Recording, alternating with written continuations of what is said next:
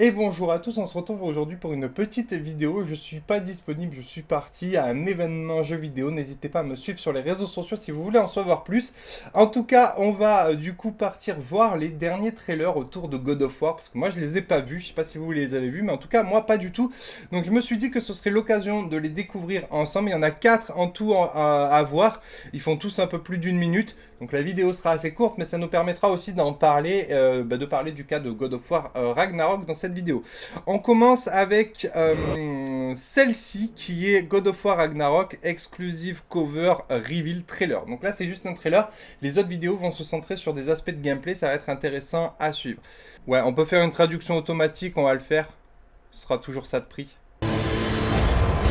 In the upcoming sequel, Kratos and Atreus must stave off a preordained catastrophe, calling on old and new friends to succeed against Asgard and, hopefully, prevent all-out war. Game Informer editor Jason Guisao spoke with God of War veteran and newly appointed director Eric Williams, as well as some lead UX, combat, and level designers about their experience crafting the long-awaited sequel and the most significant changes coming to the action and exploration loops. Moreover, you'll learn about Kratos' tools and toys, a never-before-seen dwarven realm that feels lived in, the unprecedented number of accessibility features available at launch, and some quality-of-life updates, including new navigation mechanics. The digital edition of this issue launches later today. If you're looking for a quick way to check out... C'est juste un trailer sur ce qu'ils vont nous montrer. On va regarder les autres du coup. C'est parti. Hello, it's Jay from Game Informer. God of War games are known for their expressive, gritty action, and Ragnarok looks to be no different.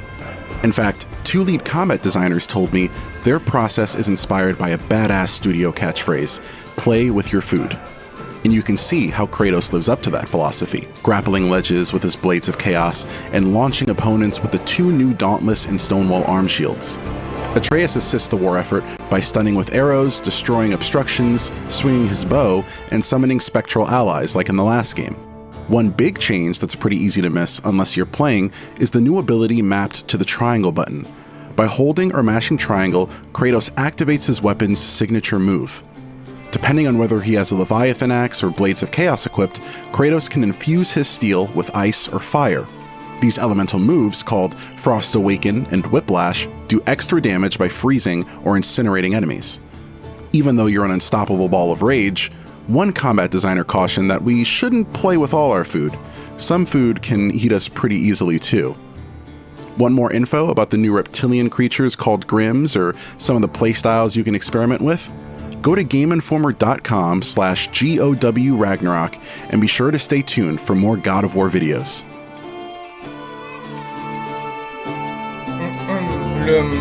Forcément, le gameplay ressemble quand même beaucoup à l'autre, ce qui est assez logique vu que c'est la suite. J'espère qu'ils m'ont rajouté quand même God of War games are known for their parce que ça risque d'être... J'aime beaucoup moins le bouclier. Le bouclier, je le trouve vraiment moins joli qu'avant. Donc ça a l'air assez vif, assez dynamique, peut-être plus permissif que l'autre, hein, du coup on voit que ça bouge bien. Donc il parle des combos élémentaires, etc. Et les structures destructibles. C'est vrai qu'il y a pas mal de trucs, bon elles sont visibles, vous voyez, ça fait des sortes d'effets. Mais le bouclier change de forme, j'ai l'impression, non, en fonction de comment il l'utilise. Là il était un peu plus... on aurait dit un losange, alors que tout à l'heure c'était une grosse plaque rectangulaire. Donc il y a toujours la jauge de choc. Tu vois, là il est rectangulaire, alors que tout à l'heure quand il l'avait sur le bras c'était un losange. Donc il y a peut-être un délire de bouclier, hein, genre en fonction de comment tu l'équipes. Par contre, j'ai pas trop compris le truc de food, il parle de nourriture. Visuellement, ça ressemble quand même vachement au 1, en plus dense, hein, on dirait quand même un peu plus dense. Mais bon, le 1 était très joli, donc le 2 va rester très joli de toute façon au-dessus des autres. Vas-y, on va enchaîner avec la vidéo suivante. In God of War 2018, we traversed Midgard and its massive Lake of the Nine, Alfheim, home to light and dark elves, Helheim, the underworld, alongside Jotunheim, the land of giants, and even Niflheim and Muspelheim, which pushed players' skills to the limit with combat trials. Sadly, Odin barred access to the remaining realms, but director Eric Williams told me we'll get to explore all 9 in God of War Ragnarok, and that the ones we've seen before will feel new again. But without further ado, welcome to Svartalfheim, a realm that exemplifies dwarven ingenuity. I'm talking technical marvels like mine pits, artificial water channels, and sprawling cities, all setting the stage for potentially complex environmental puzzles.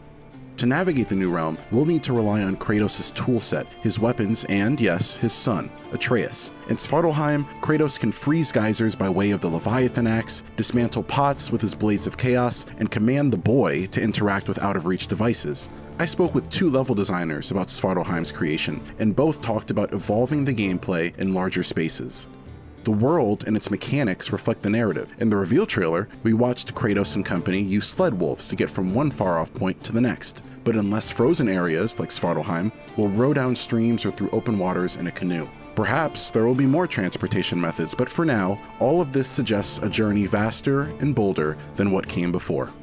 For more on the cover story, head to our hub at GameInformer.com/GOW Ragnarok. Là, c'est quoi? C'est juste du... Giants. And you Ils ont dit d'ailleurs par un communiqué, c'est intéressant, ils ont dit que justement, par exemple, typiquement cette ville, ils voulaient la montrer.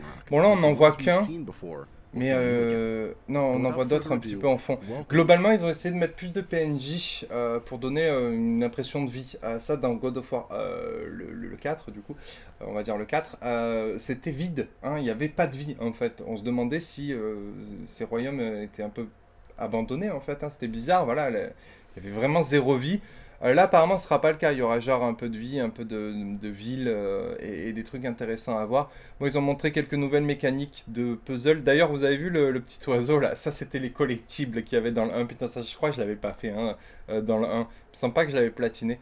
Ça m'avait un peu saoulé de les chercher. Et donc, ils y sont. Ça fait pas plaisir, hein, on va pas se mentir. Donc, de quoi geler les geysers? On imagine que voilà, il va y avoir quelques petites énigmes avec Atreus. On s'en a vu.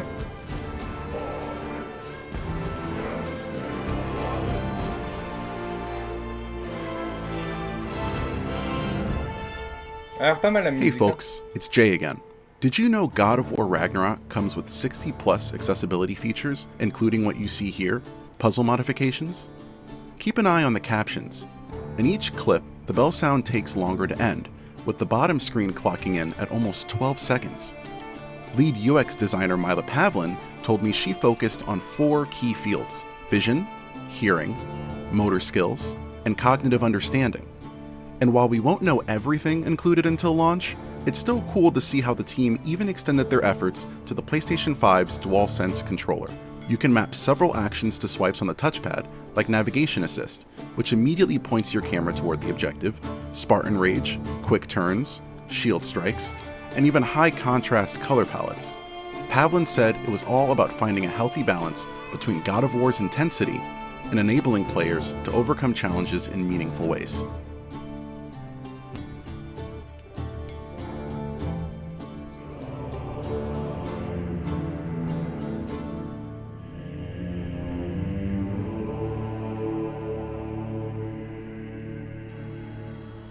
If you want to learn more about Ragnarok's accessibility, type in GameInformer.com/GOW Ragnarok or check the Game intéressante des vidéos. Bon, bah il y a plein d'options de personnalisation, vous allez pouvoir simplifier les énigmes, etc. Donc ça peut être adapté à tout le monde. Il y a juste un truc que j'aimerais revoir.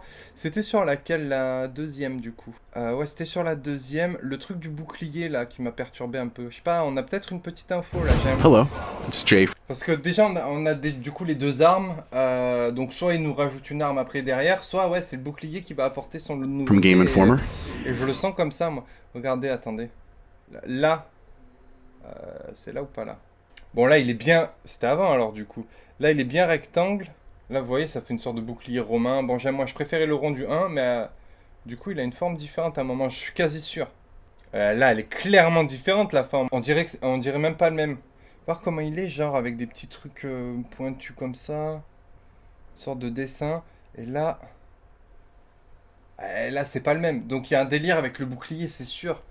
C'est sûr que c'est ça. Il doit y avoir peut-être des boucliers offensifs, des boucliers plus défensifs, et qui doivent faire des effets différents. On voit un autre type ou pas?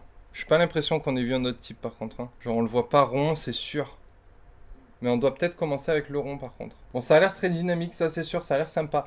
Écoutez, moi c'est un jeu qui me hype pas mal. Je pense qu'il y a un délire avec le bouclier dont ils ne vous ont pas parlé encore, ou du moins s'ils en ont parlé, moi j'en ai pas, j'en ai pas conscience, je l'ai pas entendu.